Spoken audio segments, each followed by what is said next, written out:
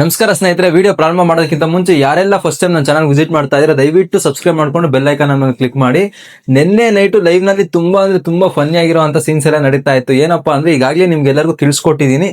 Big boss ಈ ವಾರ captaincy contender task ಆಗಿ ಬಿಗ್ ಬಾಸ್ ಮನೆಯಲ್ಲಿ ಕಾಯಿನ್ಸ್ ನ ಕಲೆಕ್ಟ್ ಮಾಡುವಂತ ಟಾಸ್ಕ್ ನ ನೀಡಿದ್ದಾರೆ.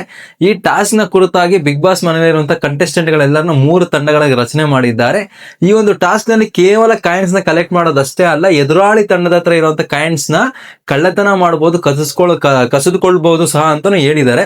ಈ ಒಂದು ವಿಚಾರವಾಗಿ ನಿನ್ನೆ ನೈಟ್ ಏನು 2 ರೌಂಡ್ ಗಳ ಟಾಸ್ಕ್ ಕಂಪ್ಲೀಟ್ ಆಯ್ತು. 2 ರೌಂಡ್ ಗಳ ಟಾಸ್ಕ್ ಕಂಪ್ಲೀಟ್ ಆದ್ಮೇಲೆ ಮನೆ ಮಂದಿ ಕಲೆಕ್ಟ್ ಮಾಡಿದ್ದಂತಹ ಕಾಯಿನ್ ಗಳನ್ನ ಕದಿಯೋದಕ್ಕೆ ಎದುರಾಳಿ ತಂಡದವರು ನೈಟ್ ಎಲ್ಲ ನಿದ್ದೆಗೆಟ್ಟು ಒಬ್ಬರಾದ್ಮೇಲೆ ಒಬ್ರು ಮನೆಯೆಲ್ಲ ಹುಡ್ಕಾಡ್ತಾ ಕಾಯಿನ್ಸ್ ನ ಕಳ್ಳತನ ಮಾಡೋದಕ್ಕೆ ಯತ್ನ ಮಾಡ್ತಾ ಇದ್ರು. ಮೊದಲಿಗೆ ಮನೆಯ ಮಂದಿ ಎಲ್ಲ ಮಲಗಿದಾಗ ಧನುಷ್ ಅವರು ಮನೆಯೆಲ್ಲ ಹುಡ್ಕಾಡಿದ್ರು. ಧನುಷ್ ಅವ್ರಿಗೆ ಎಲ್ಲೂ ಕಾಯಿನ್ಸ್ ಸಿಗ್ಲಿಲ್ಲ. ಸರಿ ಅಂತ ಧನುಷ್ ಅವ್ರು ಸೈಲೆಂಟ್ ಆಗಿ ಮಲ್ಕೊಂಡ್ರು. ಧನುಷ್ ಅವ್ರ ಮನೆಯೆಲ್ಲ ಹುಡುಗಿ ಕಾಯಿನ್ ಸಿಗ್ಲಿಲ್ಲ ಅಂತ ಯಾವಾಗ ಹೋಗಿ ವಾಪಸ್ ಮಲ್ಕೊಂಡ್ರು. ಧನುಷ್ ಅವರು ಮಚ್ಚಿಟ್ಟಿದ್ದಂತ ಕಾಯಿನ್ಸ್ ನೇ ಕದ್ಬಿಟ್ರು ಮನೆ ಮಂದಿ. ನಂತರ ಒಬ್ಬೊಬ್ಬರಾಗಿ ಮನೆಯವ್ರು ಎದ್ದು ಬರ್ತಾ ಇದ್ದಾರೆ, ಒಬ್ಬೊಬ್ಬರ ಹತ್ರ ಹುಡುಕ್ತಾ ಇದ್ದಾರೆ. ಫೈನಲಿ ಗಿಲ್ಲಿ ತಂಡದವರು ಬೇರೆ ಎದುರಾಳಿ ತಂಡದವ್ರ ಹತ್ರ ಇದ್ದಂತ ಕಾಯಿನ್ಸ್ ನ ಕದಿಯೋದ್ರಲ್ಲಿ ಯಶಸ್ವಿ ಆದ್ರು. ನೈಟ್ ಅಲ್ಲಿ ಧನುಷ್ ಅವರು ಮತ್ತೆ ಅಭಿ ಅವ್ರ ತಂಡದವ್ರ ಹತ್ರ ಇದ್ದಂತ ಕಾಯಿನ್ ಗಳನ್ನ ಗಿಲ್ಲಿ ತಂಡದವರು ಸ್ವಲ್ಪದ್ರ ಮಟ್ಟಿಗೆ ಕದಿಯೋದ್ರಲ್ಲಿ ಯಶಸ್ವಿ ಆಗಿದ್ದಾರೆ. ಅಂಡ್ ಬೆಳಗಿನ ಜಾವ ಎದ್ದೇಳ್ಬಿಟ್ಟು ಧನುಷ್ ಅವರು ಮತ್ತೆ ರಘು ಅವರು ಮಾತಾಡ್ತಾ ಇದ್ರೆ, ಈಗ ನಮ್ಮ ಹತ್ರ ಕಾಯಿನ್ಗಳನ್ನು ಕದ್ಬಿಟ್ಟಿದ್ದಾರೆ, ನಮ್ಮ ಹತ್ರ ಕಾಯಿನ್ಗಳು ತುಂಬಾ ಕಮ್ಮಿ ಇದೆ. ಸೊ ನಾವಿವಾಗ ಬೇರೆ ಏನು ನಮ್ಮ ಹತ್ರ ಆಪ್ಷನ್ ಇಲ್ಲ, ಎದುರಾಳಿ ತಂಡದ ಮೇಲೆ ನಾವೀಗ ದಾಳಿ ಮಾಡಲೇಬೇಕು, ಅಟ್ಯಾಕ್ ಮಾಡಿ ಅವ್ರ ಹತ್ರ ಇರೋದನ್ನ ಕಿತ್ಕೊಳ್ಳೇಬೇಕು ಅಂತ ಮಾತಾಡ್ತಾ ಇದ್ರು ಕಾನ್ವರ್ಸೇಷನ್ ಅಲ್ಲಿ. ಈ ಒಂದು ಕಾನ್ವರ್ಸೇಷನ್ ನಮ್ಗೆ ನೋಡಿದ್ರೆ ಈ ಒಂದು ಎಪಿಸೋಡ್ ನಲ್ಲಿ 100% ಧನುಷ್ ಅವ್ರ ಕಡೆಯಿಂದ ರಘು ಅವ್ರ ಕಡೆಯಿಂದ ಎದುರಾಳಿ ತಂಡದ ಮೇಲೆ ಅಟ್ಯಾಕ್ ಆಗುತ್ತೆ ಅಂಡ್ ಕಾಯಿನ್ಗಳನ್ನ ಕಸಿದುಕೊಳ್ಳೋದಕ್ಕೆ ಪ್ರಯತ್ನ ಪಡ್ತಾರೆ. ಈ ಒಂದು ಎಪಿಸೋಡ್ ತುಂಬಾ ಇಂಟ್ರೆಸ್ಟಿಂಗ್ ಆಗಿರ್ಬೋದು ಅಂತ ನನಗೆ ಅನಿಸ್ತಾ ಇದೆ. ಅಂಡ್ ಈ ಒಂದು ಟಾಸ್ಕ್ ನಲ್ಲಿ ಗಿಲ್ಲಿ ಮತ್ತೆ ಚಂದ್ರಪ್ರಭು ಅವರು ತುಂಬಾ ಫನ್ ಮಾಡ್ಕೊಂಡು ಎದುರಾಳಿ ತಂಡದವ್ರು ಯಾರನ್ನ ಅಟ್ಯಾಕ್ ಮಾಡಕ್ ಬಂದ್ರೆ ಅಯ್ಯೋ ನಮ್ ಕಾಲ್ ಮುರಿದೋಯ್ತೆ, ಅಯ್ಯೋ ನಮ್ ಕೈ ಮುರಿದೋತೆ ಅಂತಾರೆ. ಅಂಡ್ ಅವ್ರು ಆ ಸೈಡ್ ಹೊರಟೋದ್ಮೇಲೆ ಇವ್ರದೇ ಆದಂತ ಮಾಸ್ಟರ್ ಪ್ಲಾನ್ ಮಾಡಕ್ ಹೋಗ್ತಾರೆ.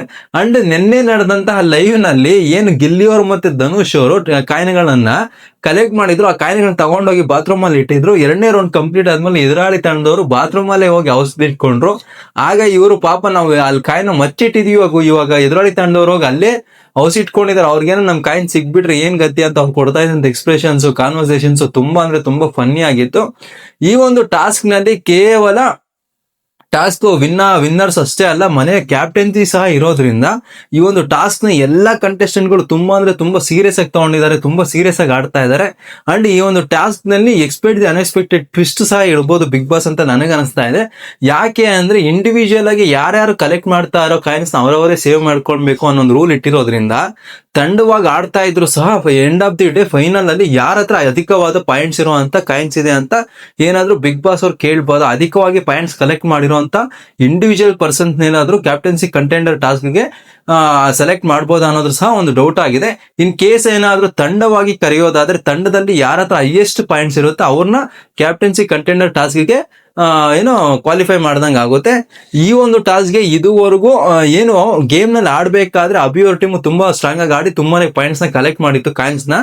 ಆದ್ರೆ ನಂತರ ಈಗ ನೈಟ್ ನಲ್ಲಿ ಗಿಲ್ಲಿ ಅವ್ರ ತಂಡ ತುಂಬಾ ಚಾಲಾಕಾಗಿ ಎದುರಾಳಿ ತಂಡದ ಹತ್ರ ಇದ್ದಂತ ಕಾಯಿನ್ಸ್ ನ ಕದೀತಾ ಇದ್ದಾರೆ.